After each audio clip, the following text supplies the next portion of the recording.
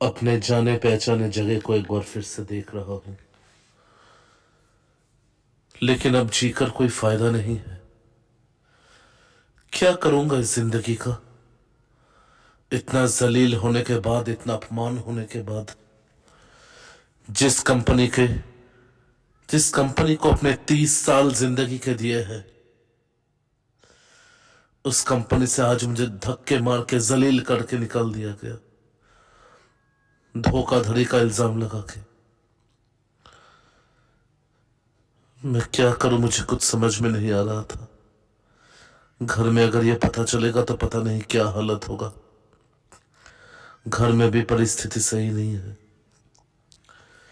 कोई फायदा नहीं है जिंदगी का।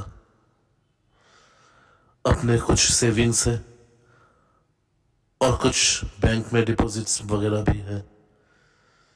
सोच रहा हूं वो सब अपने घर वालों के नाम करके खत्म कर दूंगा, इस जिंदगी को खत्म कर दूंगा। ऐसे ही चलते चलते मैं किधर जा रहा हूं मुझे कुछ नहीं पता। तभी दूर से एक बस मेरे सामने आकर रुका। बस वैसे खाली ही था। वो कंडक्टर मुझे बुला रहा था। मैं वहां से जाने ही लगा, तभी अचानक मैंने बस के अंदर किसी को देखा। ये शक्ल बहुत जाना पहचाना है। कौन है ये? और और थोड़ा नजदीक जाकर देखा तो रमेश। मैं अपने आंखों पे विश्वास नहीं कर पा रहा हूं। रमेश, इतने सालों के बाद। मैं एक फट से उस बस के अंदर चला गया, जाकर रमेश के पास जाकर बैठा। उसको बुलाते ही वो मेरी तरफ मुड़ा और उसके आंखों में आंसू का ठिकाना नहीं था। वो अपना दोनों हाथ लेकर मेरे को गले लगा लिया। तुम कहां चले गए थे रमेश? तुमको कितना ढूंढा, लेकिन। वो चुप रहा। रमेश और मैं स्कूल टाइम से लेकर एक साथ कॉलेज पास किए। फिर इसी कंपनी में रमेश भी नौकरी करता था, लेकिन अचानक से एक दिन वो गायब हो गया। उसका कोई अता पता नहीं चला। रमेश मेरी तरफ देखकर मुस्कुराकर कहा कि अब मेरे ऊपर कोई बोझ नहीं है भैया। मैं अब हर बोझ से मुक्त हो चुका हूं। पर आप इतने परेशान क्यों हैं? शायद इसे बांटने से थोड़ा अच्छा लगेगा। मैं क्या बताऊं, मुझे कुछ नहीं पता।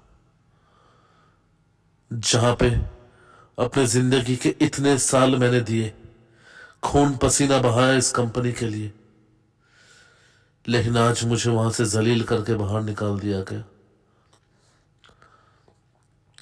कुछ दिनों से ही एक नया मैनेजर आया था, जो गलत सलत तरीके से काम चला रहा था, बिलिंग ज्यादा कर रहा था, और इस चीज को मैंने पकड़ लिया। मैंने उन्हें बहुत बार बताया कि ये सही नहीं है, लेकिन वो अपने पावर और पोजीशन का मेरी तरफ गलत फायदा उठाने लगा। वो कंपनी के बाकी एम्प्लॉयज को मेरे खिलाफ भड़काने लगा, और एक दिन मेरे ऊपर चोर का इल्जाम लगाया कि मैंने कंपनी का अकाउंट से पैसे चुराए हैं। अपने पावर और पोजीशन का यूज करके उसने बाकी सारे एम्प्लॉयज को खरीद लिया और सबको मेरे अगेंस्ट में खड़ा कर दिया। आज मुझे वहां से जलील करके बाहर निकाल दिया गया। रास्ते के कुत्ते और मेरे में आज कोई फर्क नहीं है। मैंने देखा कि रमेश के आंखों में मानो आग जल रहे थे। वो कुछ बोल रहा था, कुछ बड़बड़ कर रहा था। रमेश, क्या हुआ? भैया, सब ठीक हो जाएगा। सब ठीक हो जाएगा भैया। क्या ठीक हो जाएगा रमेश? कुछ नहीं होगा। मेरा इतना हैसियत नहीं है कि मैं किसी वकील को खड़ा करूं। इतने बड़े कंपनी, इतने सारे लोगों के खिलाफ मैं लड़ नहीं सकता। तुम्हें किसी के साथ लड़ना नहीं होगा भैया, मैं तुम्हारे साथ हूं। मैं आज तक नहीं भूला हूं कि तुमने मेरे लिए क्या किया था। मेरे परिवार के पास मुझे पढ़ाने के लिए पैसे नहीं थे, लेकिन तुम्हारे पिताजी ने मेरे पापा को कितने बार मदद किया है। मेरे कॉलेज का पैसा, मेरे स्कूल का फीस, सब कुछ भरने में हमेशा मदद किया है। तुमने भी तो नौकरी में मेरे बार कितने हेल्प किया था। मैं इसको भूला नहीं हूं भैया। वो कर्ज मैं जरूर चुकाऊंगा। मैंने तुम पे कोई एहसान नहीं किया रमेश। एक इंसानियत के नाते मेरे पापा ने भी वही किया था और मैंने भी वही किया है। मुझे इसके रिटर्न में कुछ नहीं चाहिए तुमसे। तभी अचानक मैं देखा कि बस का स्पीड बढ़ने लगा और बढ़ रहा था और तेज, मानो हवाओं को चीरता हुआ वो आगे जा रहा है। हे, हे, ये क्या हो रहा है? बस को रोको, बस को रोको। लेकिन बस रुकने का नाम नहीं लिया। रमेश, रमेश ये क्या हो रहा है? रमेश। पर रमेश इस बार कोई जवाब नहीं दिया और खिड़की की तरफ मुंह करके बैठा हुआ था। बस रोको, बस रोको प्लीज। लेकिन अब मैंने जो देखा कि बस के सीट में ना तो कोई ड्राइवर था और ना ही वो कंडक्टर। अरे तो ये बस कौन चला रहा है? रमेश। जैसे ही मैं रमेश की तरफ मुड़ा तो जो मैंने देखा उसके लिए मैं तैयार नहीं था। रमेश के पूरे शक्ल में कटे हुए दाग, वहां से खून निकल रहे थे।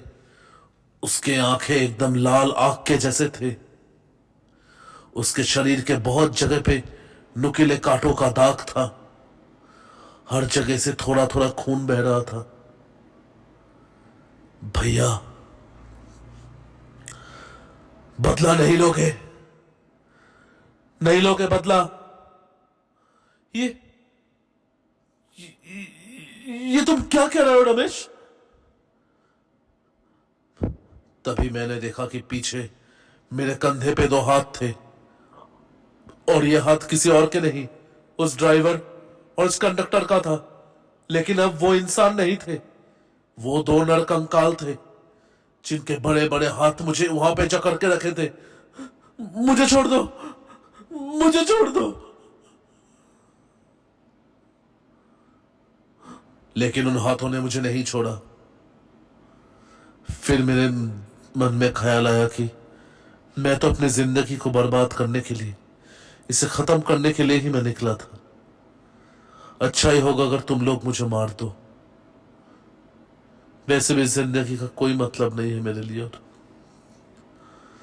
कुछ खत्म नहीं हुआ है भैया। जो एहसान तुमने मेरे ऊपर किया, आज उस कर्ज को मैं तुम्हारे लिए जरूर चुकाऊंगा।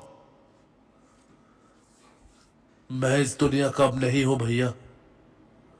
मेरा जिंदगी मुझसे छीन लिया गया और वो भी छीना था उसी मैनेजर ने।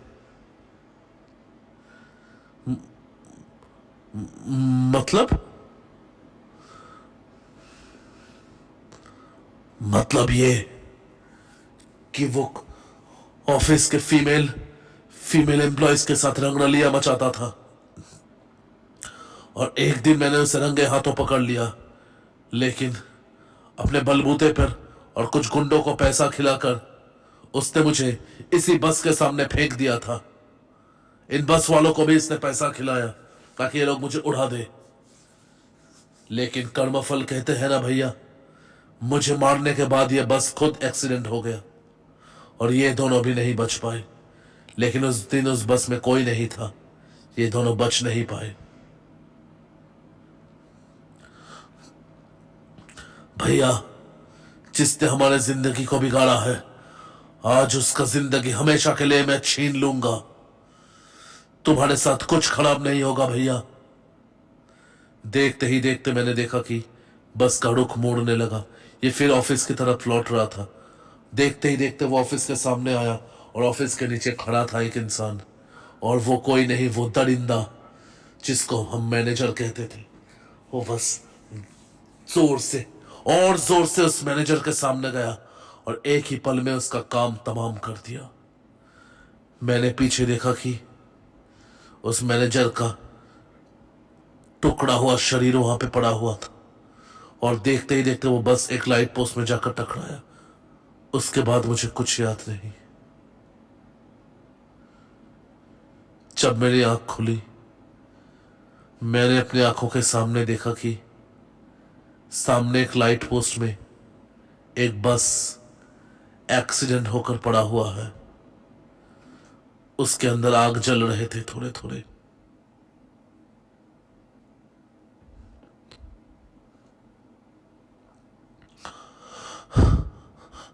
तभी हवा में मुझे एक आवाज सुनाई दिया, भैया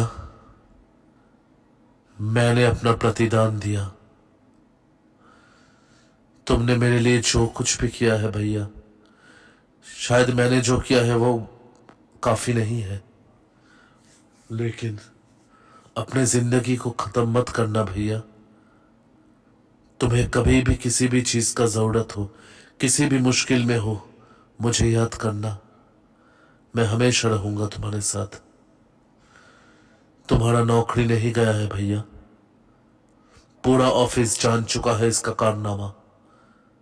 कल से तुम्हारे लिए एक नया नौकरी होगा इसी कंपनी में। इसी कंपनी में कल तुम मैनेजर का जगह संभालोगे। मैं चलता हूं भैया, भाभी का ख्याल रखना, अपने बेटी का भी ख्याल रखना। आंसुओं को जितना भी रोकने की कोशिश किया, बहने लगे।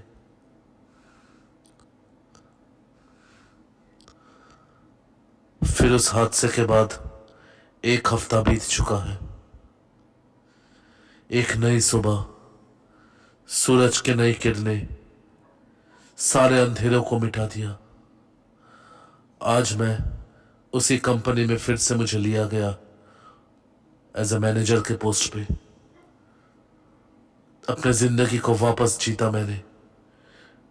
लेकिन अगर आज रमेश नहीं होता तो शायद ये जिंदगी मुझे नहीं मिलता।